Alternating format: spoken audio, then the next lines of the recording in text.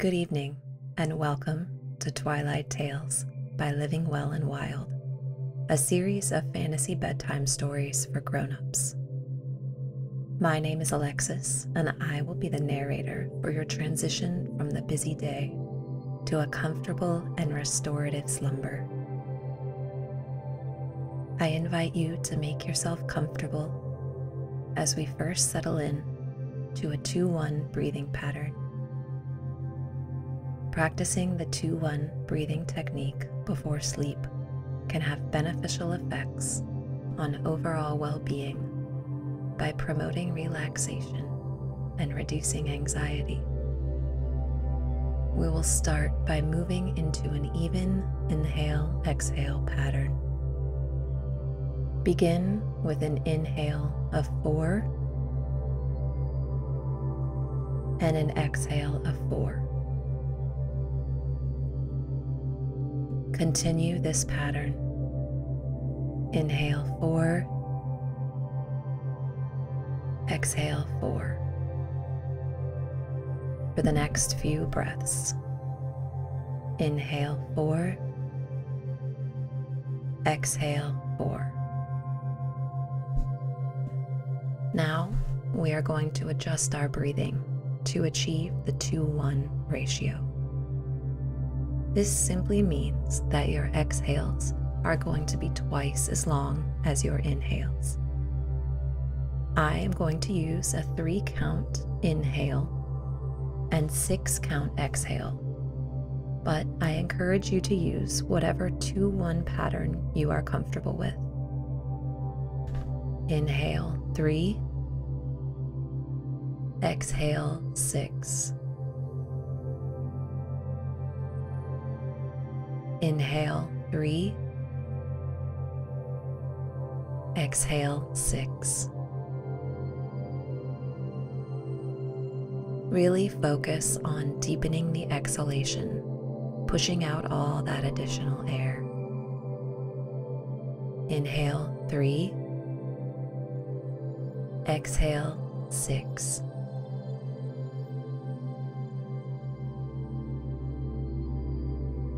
Take a few moments to settle into these breaths.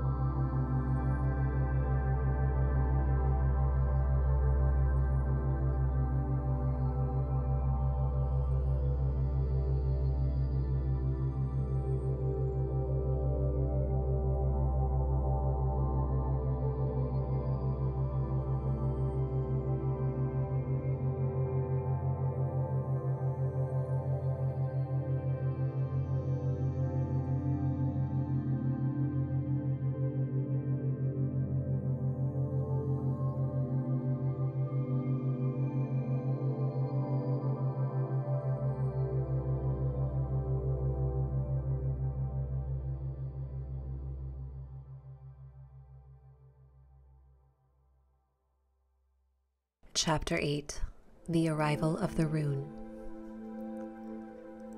On a sunny May morning in Earl, the witch Rune sat in the castle nursery by the fire, cooking a meal for the baby. The boy was now 3 years old, and still Lirazel had not named him, for she feared lest some jealous spirit of earth or air should hear the name, and if so, she would not say what she feared then. And Alveric had said he must be named. And the boy could bowl a hoop, for the witch had gone one misty night to her hill, and had brought him a moon halo, which she got by enchantment at moonrise, and had hammered it into a hoop, and had made him a little rod of thunderbolt iron with which to beat it along. And now the boy was waiting for his breakfast, and there was a spell across the threshold to keep the nursery snug, which Rune had put there with a wave of her ebon stick, and it kept out rats and mice and dogs, nor could bats sail across it, and the watchful nursery cat it kept at home. No lock that blacksmiths made was any stronger. Suddenly, over the threshold and over the spell, the troll jumped somersaulting through the air and came down sitting. The crude wooden nursery clock hanging over the fire stopped its loud tick as he came, for he bore with him a little charm against time, with strange grass round one of his fingers, that he might not be withered away in the fields we know. For well the Elf King knew the flight of our hours. 4 years had swept over these fields of ours while he had boomed down his brazen steps and sent for his troll and given him that spell to bind round one of his fingers. "What's this?" said Zerundarel. That troll knew well when to be impudent, but looking in the witch's eyes he saw something to be afraid of. And well he might, for those eyes had looked in the Elf King's own. Therefore he played, as we say in these fields, his best card, and answered, "A message from the King of Elfland." "Is that so?" said the witch. "Yes, yes," she added more lowly to herself. "That would be for my lady. Yes, that would come." The troll sat still on the floor, fingering the roll of parchment inside of which was written the rune of the King of Elfland. Then, over the end of his bed, as he waited for breakfast, the baby saw the troll and asked him who he was and where he came from and what he was able to do. When the baby asked him what he was able to do, the troll jumped up and skipped about the room like a moth on a lamplit ceiling. From floor to shelves and back and up again he went with leaps like flying. The baby clapped his hands. The cat was furious. The witch raised her ebon stick and made a charm against leaping, but it could not hold the troll. He leaped and bounced and bounded, while the cat hissed all the curses that the feline language knows, and Zerundarel was wrath not only because her magic was thwarted, but because, with mere human alarm, she feared for her cups and saucers. And the baby shouted all the while for more, and all at once the troll remembered his errand and the dread parchment he bore.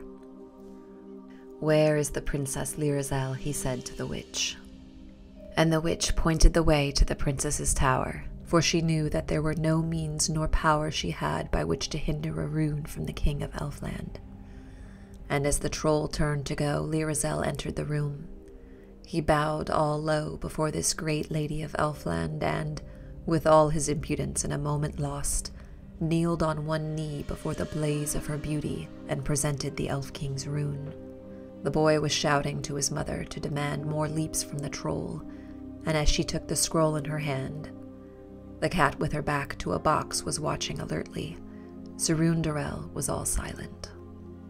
And then the troll thought of the weed-green tarns of Elfland in the woods that the trolls knew. He thought of the wonder of the unwithering flowers that time has never touched, the deep, deep color and the perpetual calm. His errand was over, and he was weary of earth. For a moment nothing moved there but the baby, shouting for new troll antics and waving his arms. Lirazel stood with the elfin scroll in her hand. The troll knelt before her. The witch never stirred. The cat stood watching fiercely. Even the clock was still. Then the princess moved, and the troll rose to his feet. The witch sighed, and the cat gave up her watchfulness as the troll scampered away. And though the baby shouted for the troll to return, it never heeded, but twisted down the long spiral stairs, and slipping out through a door, was off towards Elfland.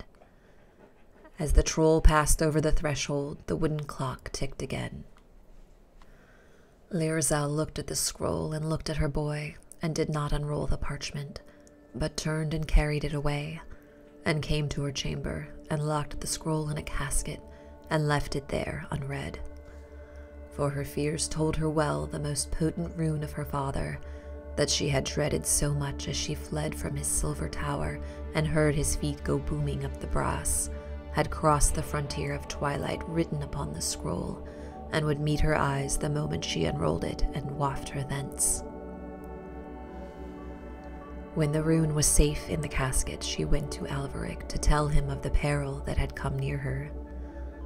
But Alveric was troubled because she would not name the baby, and asked her at once about this. And so she suggested a name at last to him, and it was one that no one in these fields could pronounce, an elvish name full of wonder, and made of syllables like birds' cries at night. Alveric would have none of it, and her whim in this came, as all the whims she had, from no customary thing of these fields of ours, but sheer over the border from Elfland, sheer over the border with all wild fancies that rarely visit our fields. And Alveric was vexed with these whims, for there had been none like them of old in the castle of Earl. None could interpret them to him, and none advise him. He looked for her to be guided by old customs.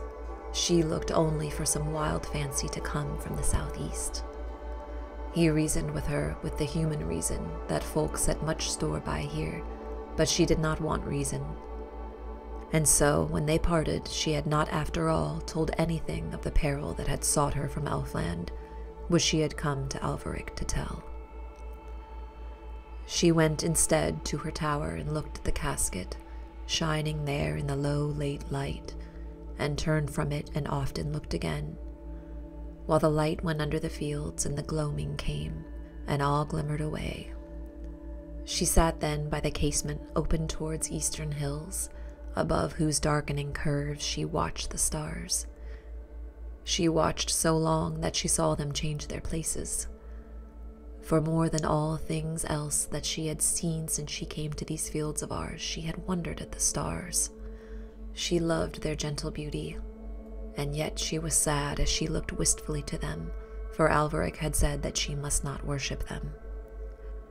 How, if she might not worship them, could she give them their due? Could she thank them for their beauty? Could she praise their joyful calm? And then she thought of her baby. Then she saw Orion. Then she defied all jealous spirits of air, and looking toward Orion, whom she must never worship, she offered her baby's days to that belted hunter, naming her baby after those splendid stars. And when Alveric came to the tower, she told him of her wish, and he was willing the boy should be named Orion, for all in that valley set much store by hunting. And the hope came back to Alveric, which he would not put away, that being reasonable at last in this, she would now be reasonable in all other things, and be guided by custom, and do what others did, and forsake wild whims and fancies that came over the border from Elfland. And he asked her to worship the holy things of the freer, for never had she given any of these things their due, and knew not which was the holier, his candlestick or his bell, and never would learn for aught that Alveric told her. And now she answered him pleasantly, and her husband thought all was well, but her thoughts were far from Orion, nor did they ever tarry with grave things long, nor could tarry longer amongst them than butterflies do in the shade. All that night the casket was locked on the rune of the King of Elfland. And next morning Lirazel gave little thought to the rune, for they went with the boy to the holy place of the freer.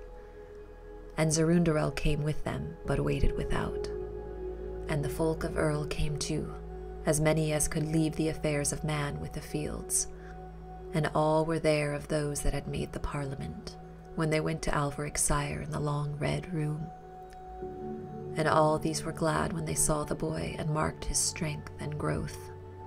And, muttering low together as they stood in the holy place, they foretold how all should be as they had planned. And the freer came forth, and standing amongst his holy things, he gave to the boy before him the name of Orion, though he sooner had given some name of those that he knew to be blessed. And he rejoiced to see the boy, and to name him there, for by the family that dwelt in the castle of Earl all these folk marked the generations, and watched the ages pass, as sometimes we watch the seasons go over some old known tree. And he bowed himself before Alveric, and was full courteous to Lirazel, yet his courtesy to the princess came not from his heart, for in his heart he held her in no more reverence than he held a mermaid that had forsaken the sea. And the boy came even so by the name of Orion. and all the folk rejoiced as he came out with his parents and rejoined Zerundarel at the edge of the holy garden. And Alveric, Lirazel, Zerundarel, and Orion all walked back to the castle. And all that day Lirazel did nothing that caused anybody to wonder, but let herself be governed by custom and the ways of the fields we know. Only when the stars came out and Orion shone, she knew that their splendor had not received its due, and her gratitude to Orion yearned to be said. She was grateful for his bright beauty that cheered our fields, and grateful for his protection, of which she felt sure for her boy, against jealous spirits of air.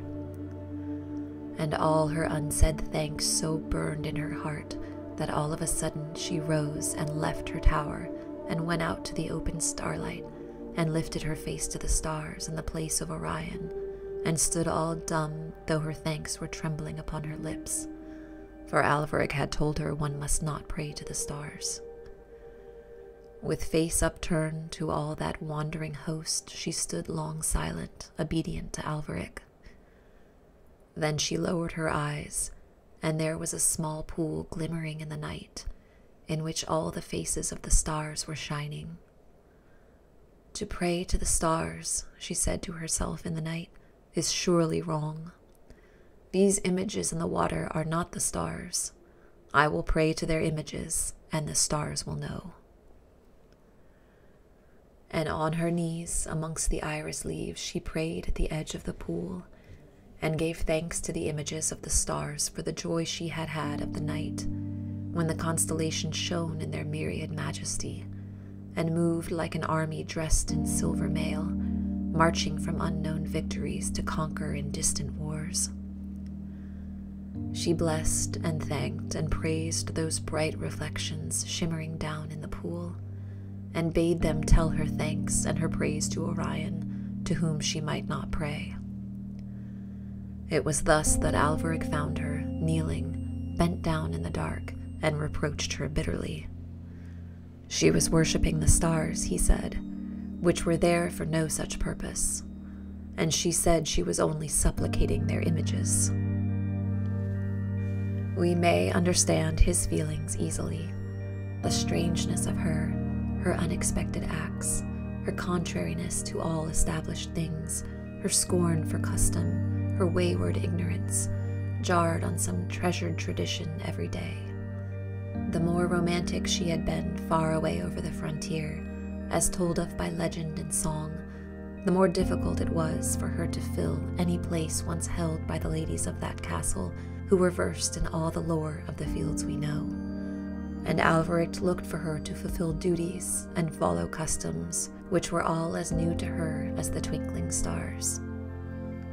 But Lirazel felt only that the stars had not their due, and that custom or reason or whatever men set store by should demand that thanks be given them for their beauty. And she had not thanked them even, but had supplicated only their images in the pool. That night she thought of Elfland, where all things were matched with her beauty, where nothing changed and there were no strange customs, and no strange magnificences like these stars of ours, to whom none gave their due. She thought of the elfin lawns and the towering banks of the flowers, and the palace that may not be told of but only in song. Still locked in the dark of the casket, the rune bided its time. Chapter 9. Lirazel Blows Away. And the days went by, the summer passed over Earl, the sun that had traveled northward fared south again. It was near to the time when the swallows left those eaves, and Lirazel had not learnt anything. She had not prayed to the stars again, or supplicated their images, but she had learned no human customs, and could not see why her love and gratitude must remain unexpressed to the stars. And Alveric did not know that the time must come when some simple, trivial thing would divide them utterly. And then one day, hoping still, he took her with him to the house of the Freer to teach her how to worship his holy things. And gladly the good man brought his candle and bell, and the eagle of brass that held up his book when he read, and a little symbolic bowl that had scented water, and the silver snuffers that put his candle out. And he told her clearly and simply, as he had told her before, the origin, meaning, and mystery of all these things, and why the bowl was of brass, and the snuffer of silver, and what the symbols were that were carved on the bowl. With fitting courtesy he told her these things, even with kindness. And yet there was something in his voice as he told, a little distant from her, and she knew that he spoke as one that walked safe on shore, calling far to a mermaid amid dangerous seas. As they came back to the castle, the swallows were grouped to go, sitting in lines along the battlements. And Lirazel had promised to worship the holy things of the Freer, like the simple bell-fearing folk of the Valley of Earl. And a late hope was shining in Alveric's mind that even yet all was well. And for many days she remembered all that the Freer had told her. And one day, walking late from the nursery, past tall windows to her tower, and looking out on the evening, remembering that she must not worship the stars, she called to mind the holy things of the Freer, and tried to remember all she was told of them. It seemed so hard to worship them just as she should. She knew that before many hours the swallows would all be gone, and often when they left her mood would change, and she feared that she might forget, and never remember more, how she ought to worship the holy things of the Freer. So she went out into the night again over the grasses to where a thin brook ran, and drew out some great flat pebbles that she knew where to find, turning her face away from the images of the stars. By day the stones shone beautifully in the water, all ruddy and mauve. Now they were all dark. She drew them out and laid them in the meadow. She loved these smooth, flat stones, for somehow they made her remember the rocks of Elfland. She laid them all in a row, this for the candlestick, this for the bell, that for the holy bowl. If I can worship these lovely stones as things ought to be worshipped, she said, I can worship the things of the Freer. Then she kneeled down before the big flat stones and prayed to them as though they were Christum things. And Alveric, seeing her in the wide night, wondering what wild fancy had carried her whither, heard her voice in the meadow, crooning such prayers as are offered to holy things. When he saw the 4 flat stones to which she prayed, bowed down before them in the grass, he said that no worse than this were the darkest ways of the heathen. And she said, I am learning to worship the holy things of the Freer. It is the art of the heathen, he said. Now, of all things that men feared in the Valley of Earl, they feared most the arts of the heathen, of whom they knew nothing but that their ways were dark. And he spoke with the anger which men always used when they spoke there of the heathen. And his anger went to her heart, for she was but learning to worship his holy things to please him, and yet he had spoken like this. And Alveric would not speak the words that should have been said, to turn aside anger and soothe her. For no man, he foolishly thought, should compromise in matters touching on heatheness. So Lirazel went alone all sadly back to her tower, and Alveric stayed to cast the 4 flat stones afar. And the swallows left, and unhappy days went by. And one day Alveric bade her worship the holy things of the Freer, and she had quite forgotten how. And he spoke again of the arts of heatheness. The day was shining, and the poplars golden, and all the aspens red. Then Lirazel went to her tower and opened the casket that shone in the morning with the clear autumnal light, and took in her hand the rune of the King of Elfland, and carried it with her across the high vaulted hall, and came to another tower, and climbed its steps to the nursery. And there all day she stayed, and played with her child, with the scroll still tight in her hand, and, merrily though she played at whiles, yet there were strange calms in her eyes, which Zerundarel watched while she wondered. And when the sun was low and she had put the child to bed, she sat beside him all solemn as she told him childish tales. And Zerundarel, the wise witch, watched, and for all her wisdom only guessed how it would be, and knew not how to make it otherwise. And before sunset, Lirazel kissed the boy and unrolled the Elf King's scroll. It was but a petulance that had made her take it from the coffer in which it lay, and the petulance might have passed, and she might not have unrolled the scroll, only that it was there in her hand. Partly petulance, partly wonder, partly whims too idle to name, drew her eyes to the Elf King's words in their coal-black, curious characters. And whatever magic there was in the rune of which I cannot tell, and dreadful magic there was, the rune was written with love that was stronger than magic, till those mystical characters glowed with the love that the Elf King had for his daughter, and there were blended in that mighty rune two powers, magic and love, the greatest power there is beyond the boundary of twilight, with the greatest power there is in the fields we know. And if Alveric's love could have held her, he should have trusted alone to that love, for the Elf King's rune was mightier than the holy things of the freer. No sooner had Lirazel read the rune on the scroll than fancies of Elfland began to pour over the border. Some came that would make a clerk in the city today leave his desk at once to dance on the seashore, and some would have driven all the men in a bank to leave doors and coffers open and wander away till they came to green open land and the heathery hills. And some would have made a poet of a man, all of a sudden as he sat at his business. They were mighty fancies that the Elf King summoned by the force of his magical rune, and Lirazel sat there with the rune in her hand, helpless amongst this mass of tumultuous fancies from Elfland. And as the fancies raged and sang and called more and more over the border, all crowding on one poor mind, her body grew lighter and lighter. Her feet half rested, half floated upon the floor. Earth scarcely held her down, so fast was she becoming a thing of dreams. No love of hers for Earth, or of the children of Earth for her, had any longer power to hold her there.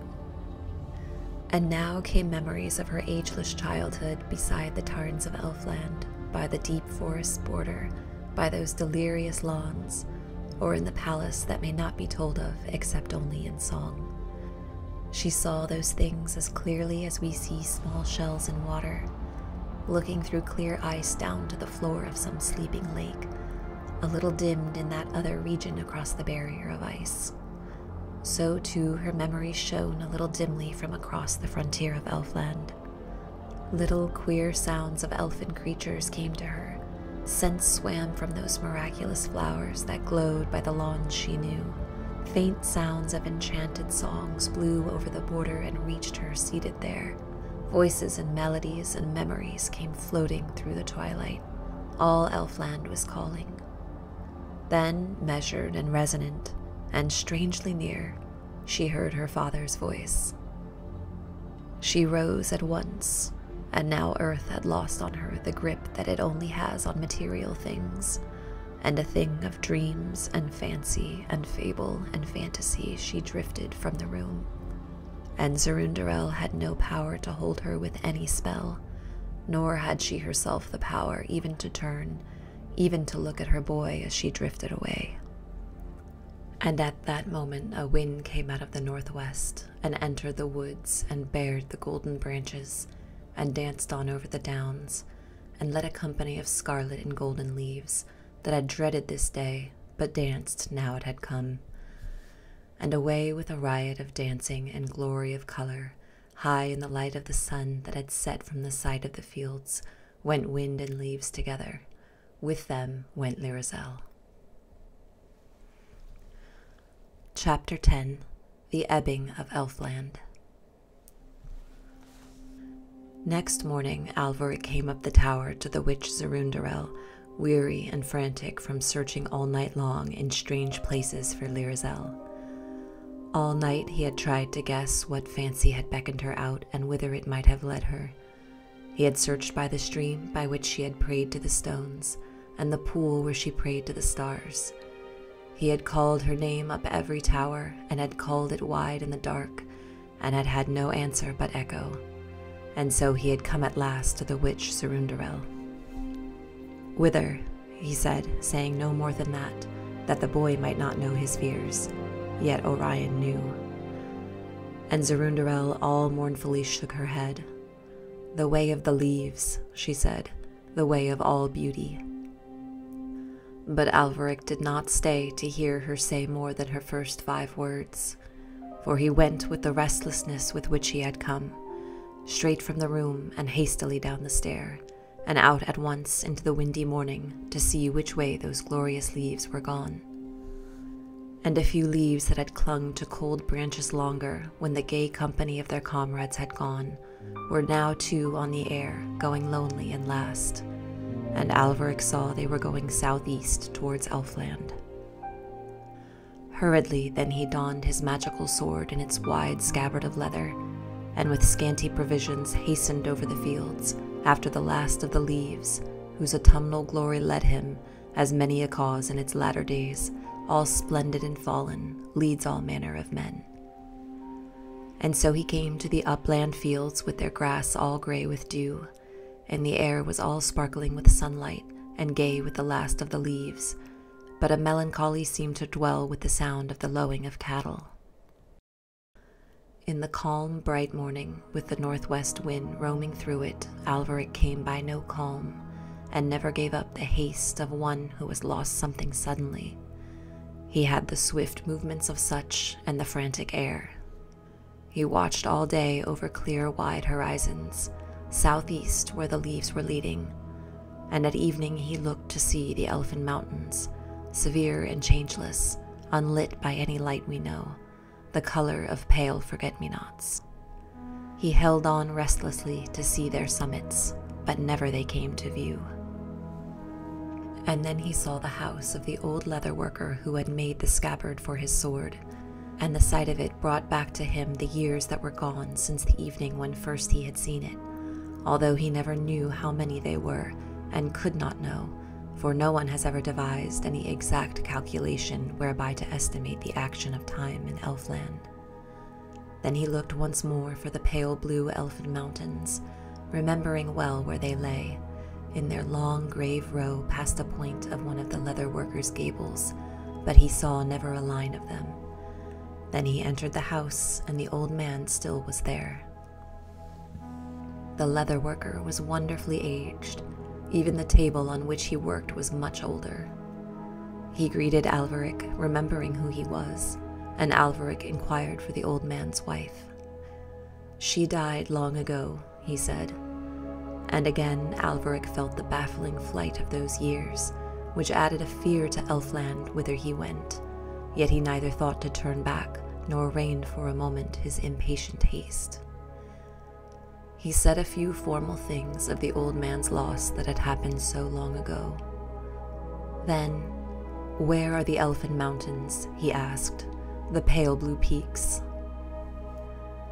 A look came slowly over the old man's face, as though he had never seen them, as though Alveric, being learned, spoke of something that the old leather worker could not know. No, he did not know, he said. And Alveric found that today, as all those years ago, this old man still refused to speak of Elfland. Well, the boundary was only a few yards away. He would cross it and ask the way of elfin creatures, if he could not see the mountains to guide him then. The old man offered him food, and he had not eaten all day. But Alveric, in his haste, only asked him once more of Elfland, and the old man humbly said that of such things he knew nothing. Then Alveric strode away and came to the field he knew, which he remembered to be divided by the nebulous border of twilight. And indeed he had no sooner come to the field than he saw all the toadstools leaning over one way, and that the way he was going, for just as thorn trees all lean away from the sea, sow toadstools in every plant that has any touch of mystery, such as foxgloves, mulleins, and certain kinds of orchis, when growing anywhere near it, all lean towards Elfland. By this one may know before one has heard a murmur of waves, or before one has guessed an influence of magical things, that one comes, as the case may be, to the sea or the border of Elfland. And in the air above him Alveric saw golden birds, and guessed that there had been a storm in Elfland, blowing them over the border from the southeast, though a northwest wind blew over the fields we know.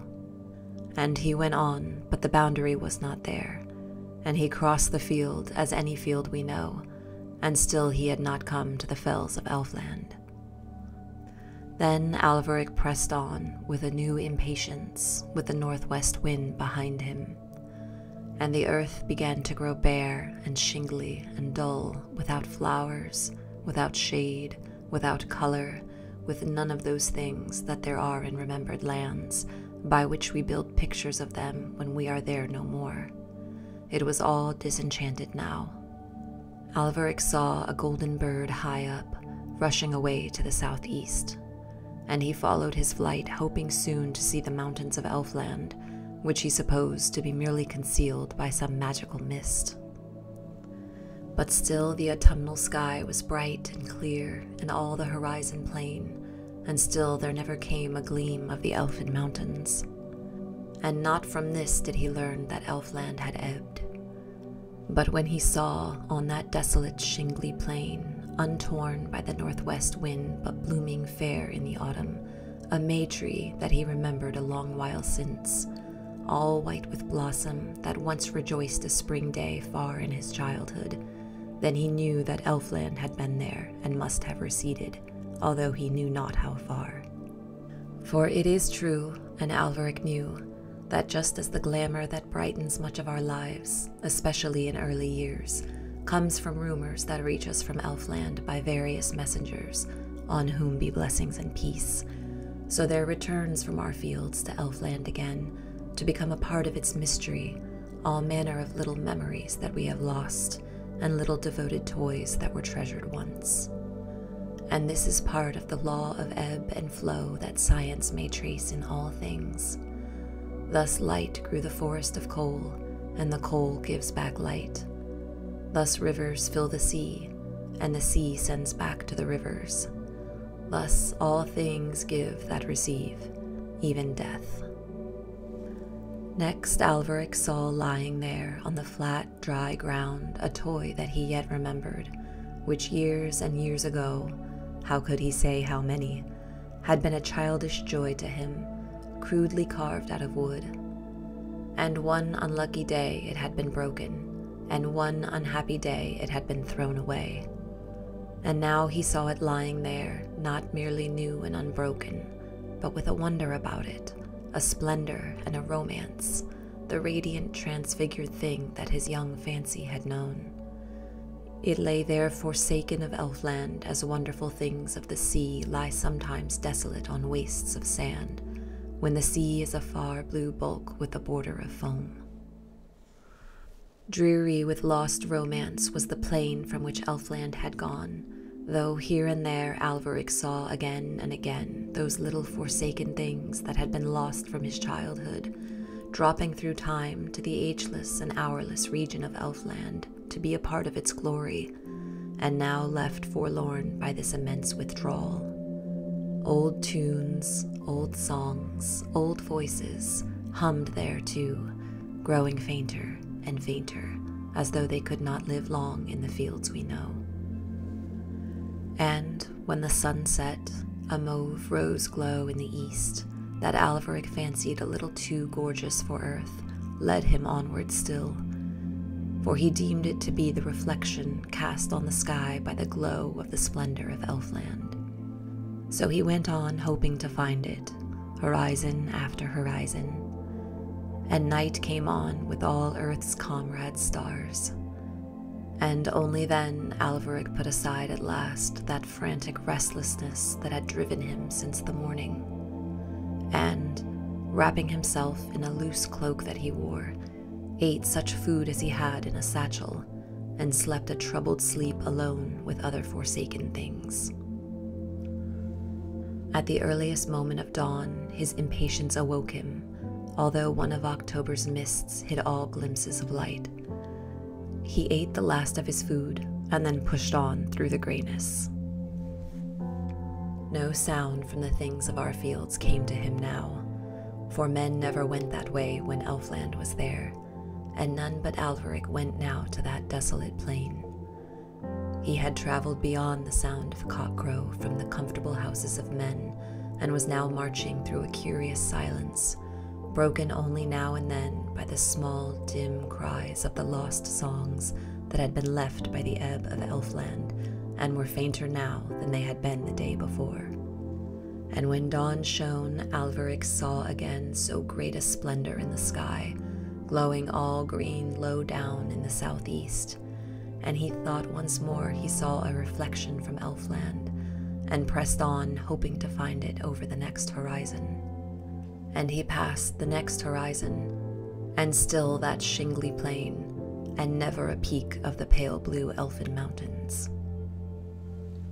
Whether Elfland always lay over the next horizon, brightening the clouds with its glow, and moved away just as he came, or whether it had gone days or years before, he did not know, but still kept on and on. And he came at last to a dry and grassless ridge on which his eyes and his hopes had been set for long, and from it he looked far over the desolate flatness that stretched to the rim of the sky, and saw never a sign of Elfland, never a slope of the mountains. Even the little treasures of memory that had been left behind by the ebb were withering into things of our everyday. Then Alveric drew his magical sword from its sheath. But though that sword had power against enchantment, it had not been given the power to bring again an enchantment that was gone. And the desolate land remained the same, for all that he waved his sword, stony, deserted, unromantic, and wide. For a little while he went on, but in that flat land the horizon moved imperceptibly with him, and never a peak appeared of the elfin mountains. And on that dreary plain he soon discovered, as sooner or later many a man must, that he had lost Elfland.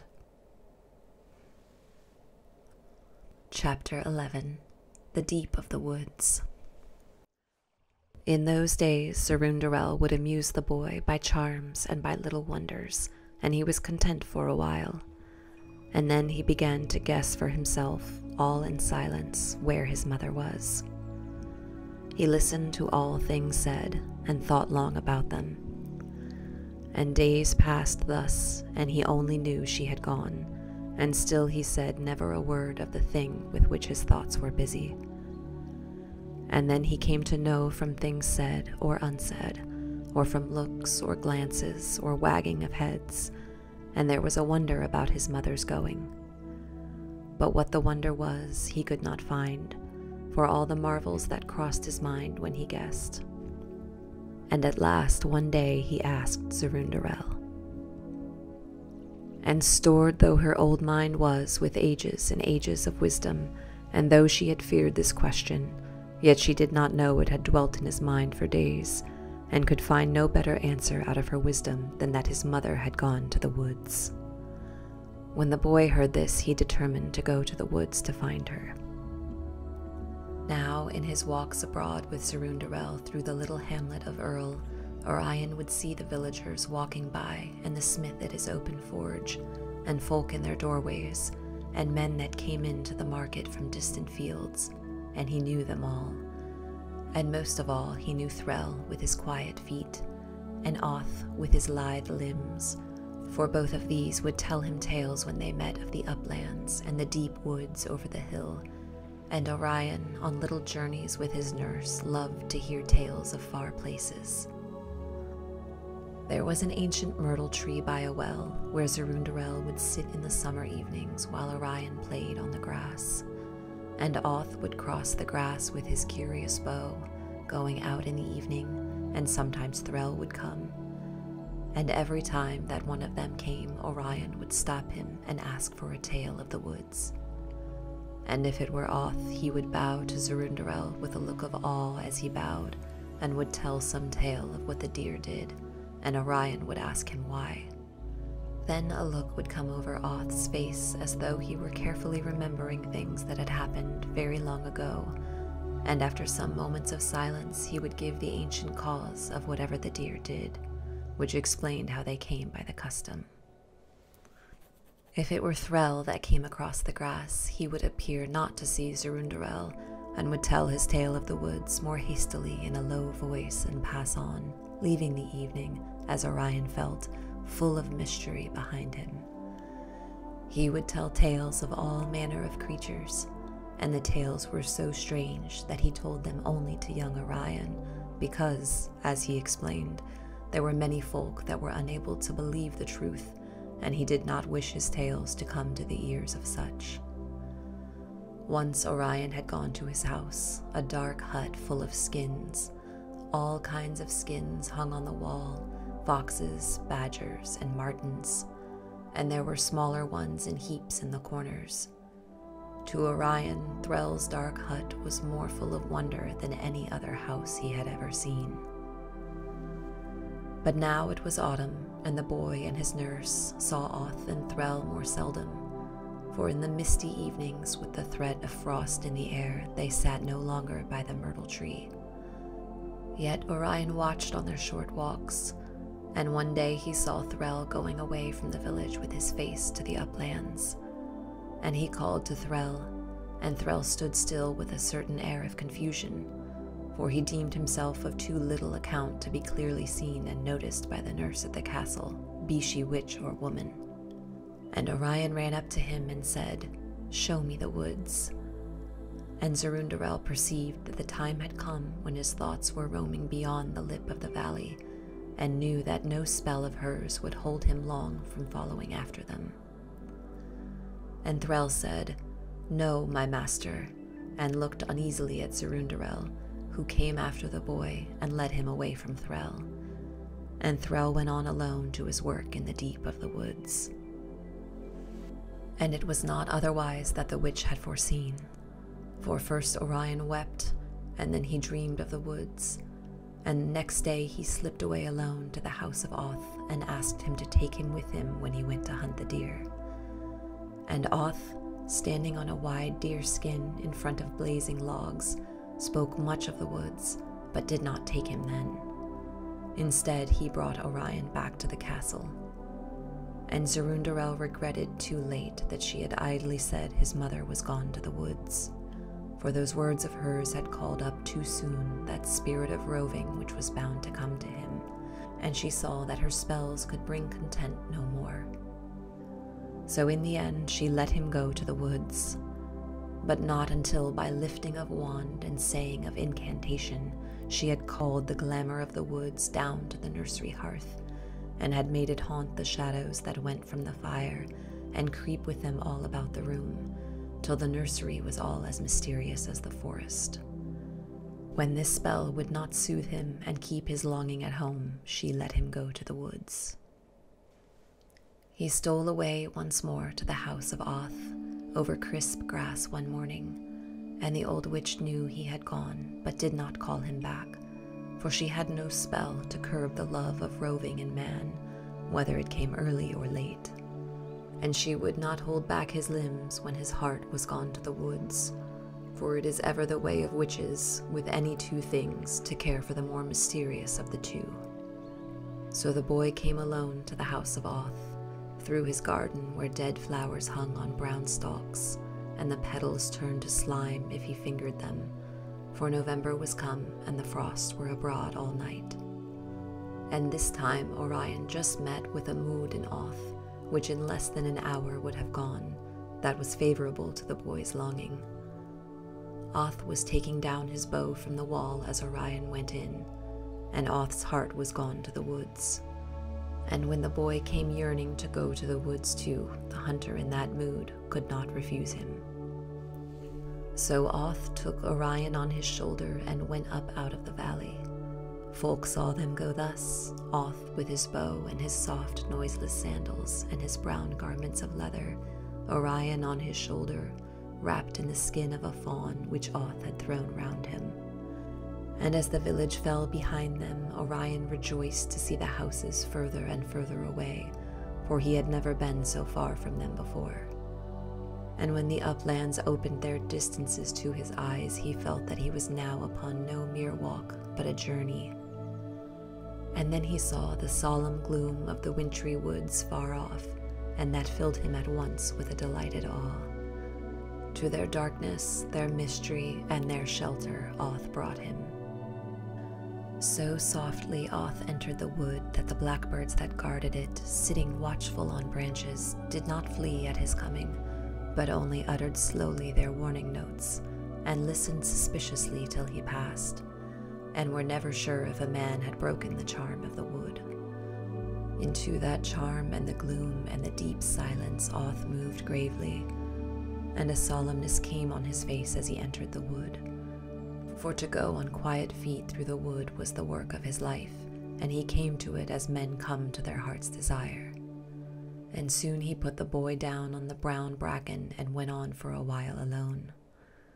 Orion watched him go with his bow in his left hand, till he disappeared in the wood, like a shadow going to a gathering of shadows and merging amongst its fellows.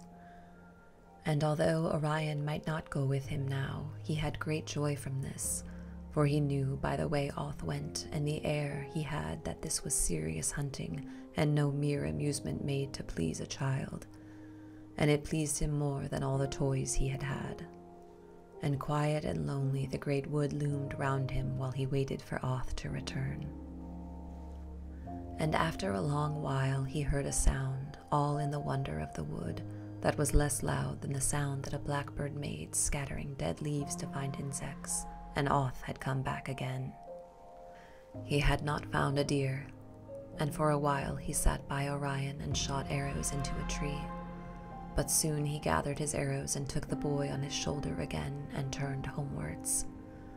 And there were tears in Orion's eyes when they left the great wood, for he loved the mystery of the huge gray oaks, which we may pass by unnoticed or with but a momentary feeling of something forgotten, some message not quite given.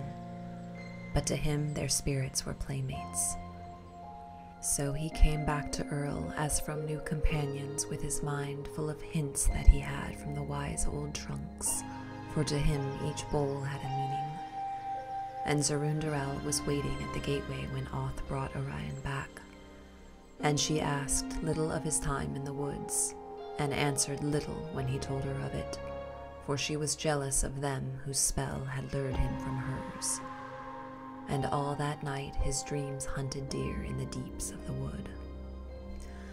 Next day he stole away again to the house of Oth, but Oth was away hunting, for he was in need of meat. So he went to the house of Threll, and there was Threll in his dark house amongst manifold skins. "Take me to the woods," said Orion. And Threll sat down in a wide wooden chair by his fire to think about it and to talk of the woods.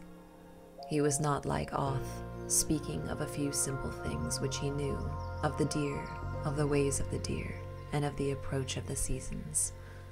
But he spoke of the things that he guessed in the deep of the wood and in the dark of time, the fables of men and of beasts.